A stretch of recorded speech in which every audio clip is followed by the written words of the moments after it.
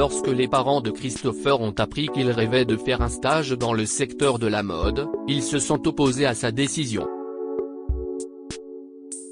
Ils ont essayé de l'en dissuader et l'ont finalement mis à la porte, sans se douter que les rôles seraient inversés des années plus tard. La mère de Christopher, Madame Davis, rayonnait en vérifiant les lettres d'acceptation des universités qui étaient arrivées pour son fils. Outre Dartmouth et Georgetown, Christopher avait également été accepté à Stanford. Madame Davis ne put s'empêcher d'appeler son mari avec enthousiasme, et les parents se précipitèrent dans la chambre de leur fils pour lui annoncer la nouvelle. « Mon fils. Tu es admis à Stanford. Tu as réussi », s'exclama sa mère. « Mon fils. Un homme de Stanford. Je suis si fier de toi », sourit son père stoïque en le serrant fort dans ses bras. « Attendez ». Christopher essaya de s'interposer, mais il ne l'écoutait pas. Il aurait dû se douter que quelque chose n'allait pas quand ses parents, qui n'étaient pas les personnes les plus affectueuses ou les plus émotives du monde, ont fait irruption dans sa chambre avec des sourires. « Appelons tes grands-parents. Ils vont être ravis. Oh. Et organisons une fête », continua Madame Davis en rejoignant son mari et son fils. « Arrête, maman. » Christopher a craqué. « S'il te plaît, arrête. Qu'est-ce ce qui ne va pas, mon fils ?» Madame Davis fronça les sourcils et s'éloigna. « Vous avez tout faux », hurla Christopher en s'éloignant de son père. « Je n'irai pas à Stanford. Mais mon fils, Stanford est l'université de notre famille. On doit tous y aller », ajouta son père tandis que sa mère acquiesce. « Non, arrêtez. Arrêtez de faire comme si je n'étais pas là. Je n'irai pas à Stanford ni dans aucune de ces facs stupides. D'accord, Chris ?» prévient sa mère.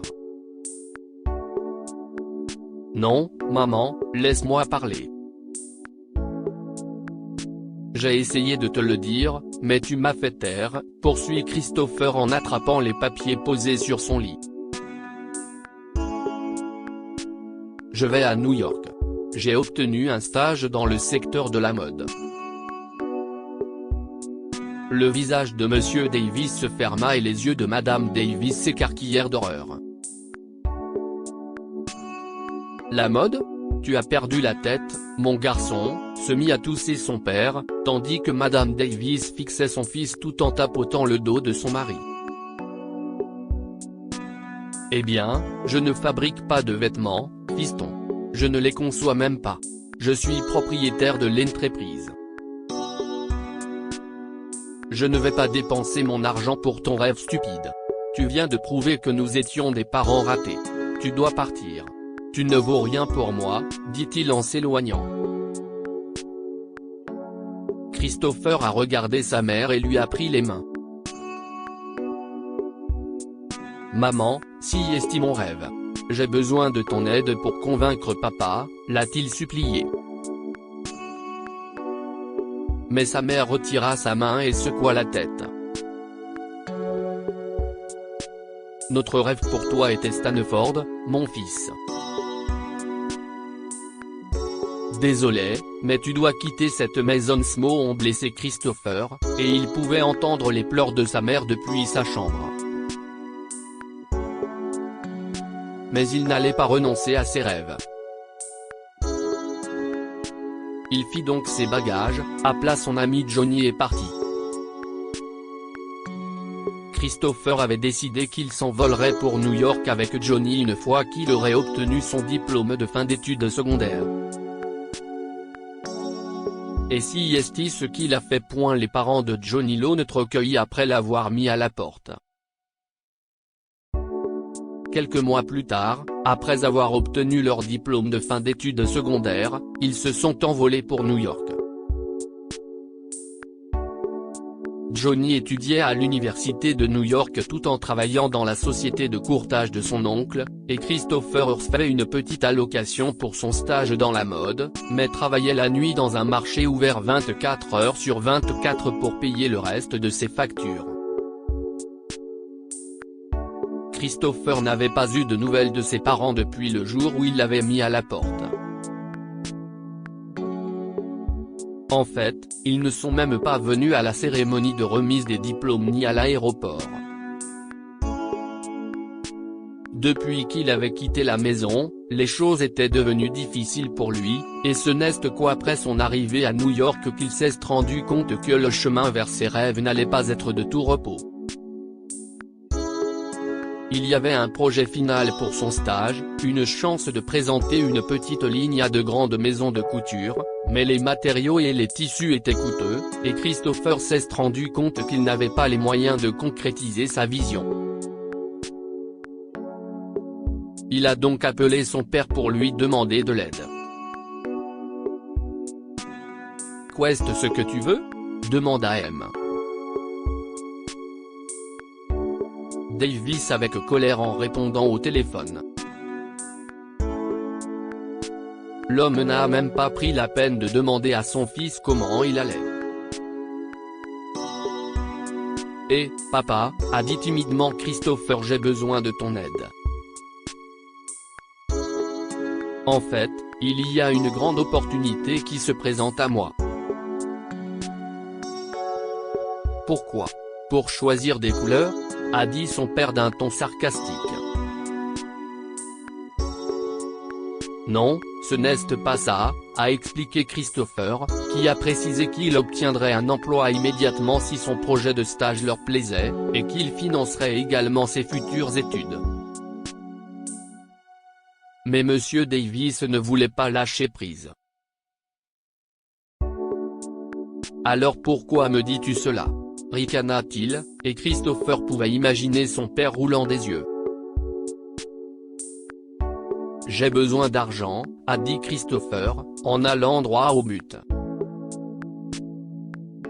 Il était gêné mais n'avait pas le choix. « Et ce ne sera pas une aumône. Je te rembourserai. Le fait est que je ne peux pas laisser passer cette chance. Cela pourrait m'aider pour la vie. Tu es un adulte maintenant, et tu fais tes propres choix. Fais avec. Tu aurais dû aller à Stanford, a dit son père sans ménagement et raccrocha. Christopher n'avait pas pleuré il y a quelques mois lorsque ses parents l'avaient mis à la porte, mais il ne pouvait plus contenir ses émotions. Il enfouit son visage dans la table devant lui et sanglota si fort que Johnny entra. « Hé, mec, calme-toi », lui dit-il en le consolant et en prenant une chaise. Il fallut quelques minutes à Christopher pour se calmer et raconter ce qui venait de se passer. « Pourquoi ne m'emprunterais-tu pas un peu d'argent ?» proposa Johnny, mais Christopher refusa. Il lui devait déjà la caution de leur appartement. « Y a-t-il une chance que tu puisses faire une pause, comme quand tu reportes un cours ?» suggéra Johnny. Il remarqua que Christopher avait l'air incertain. « Écoute, tu pourrais leur demander, et puis j'ai une place dans le cabinet de mon oncle. Tu pourrais prendre ce boulot, gagner assez d'argent et finir ton stage. » Christopher n'a jamais voulu travailler dans un bureau. Il aspirait à devenir créateur de mode. Mais Johnny lui a expliqué que s'il travaillait bien, l'entreprise de son oncle paierait ses études. Christopher a toujours été doué pour les chiffres, et comme l'argent était rare, il a accepté l'offre. « Je pense que ça va marcher », dit-il en hochant la tête nerveusement. « Courage, mon gars. Johnny l'encouragea et Christopher acquiesça, se disant qu'il gagnerait sa vie tout seul. Il n'avait pas besoin de l'aide de son père. 10 ans plus tard, les choses ont changé. Monsieur Davis ne pouvait se résoudre à regarder les papiers qui s'empilaient sur son bureau. Il devait prendre la décision de se placer sous la protection du chapitre 13 ou de vendre sa société. Monsieur Davis pouvait essayer de repartir à zéro, mais il ne voulait pas d'une nouvelle défaite. Il a échoué lamentablement en tant que père lorsque Christopher a refusé de rejoindre Stanford pour étudier la mode. Je vais tirer à pile ou face. Laissons le destin choisir, pensa le vieil homme qui hocha la tête, jetant les papiers sur son bureau avec frustration. CIST alors que sa secrétaire fait irruption dans son bureau. Monsieur Davis, j'ai trouvé quelque chose, dit-elle en posant un document sur son bureau, pointant du doigt un nom dans les papiers. J'ai passé quelques coups de fil et je l'ai confirmé, monsieur. CIST peut être un signe de l'univers, dit-elle. Il a une excellente réputation. Il a travaillé pour une société de courtage et a gravi les échelons plus rapidement que la plupart des gens. Il a également racheté d'autres entreprises en difficulté et s'est développé dans les vêtements, les accessoires et bien plus encore. Je pense que cela vaut la peine d'essayer.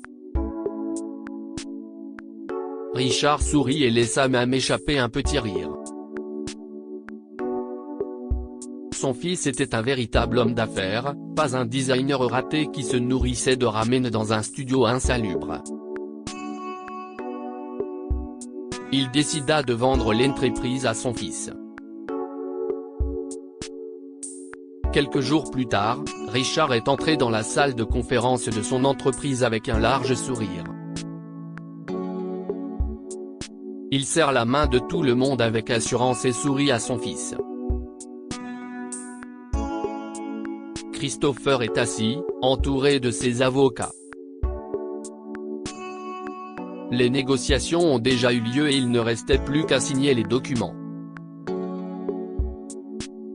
Après cela, l'entreprise lui appartiendra officiellement. Ne sois pas si sérieux, mon fils. Ta mère est dehors. Faisons la fête une fois que nous aurons terminé, a dit Richard à son fils, mais Christopher n'accepta pas l'invitation. Ses parents avaient refusé de l'aider quand il en avait le plus besoin. CIST Johnny qui l'a aidé à obtenir un emploi dans la société de courtage, et Christopher était si doué qu'il a rapidement gravi les échelons. Mais Christopher ne pouvait pas retourner à la mode ou au stage. Après le départ de Johnny, Christopher a dû continuer à travailler dur pour subvenir à ses besoins, et ses rêves de devenir styliste se sont évanouis. Mais lorsqu'un contrat avec une entreprise de vêtements s'est présenté, il a saisi sa chance. L'entreprise s'est tellement développée que Christopher l'a agrandie. Il a également offert des bourses et des stages à des étudiants en mode, pensant ainsi ses blessures passées et réalisant quelque peu ses rêves.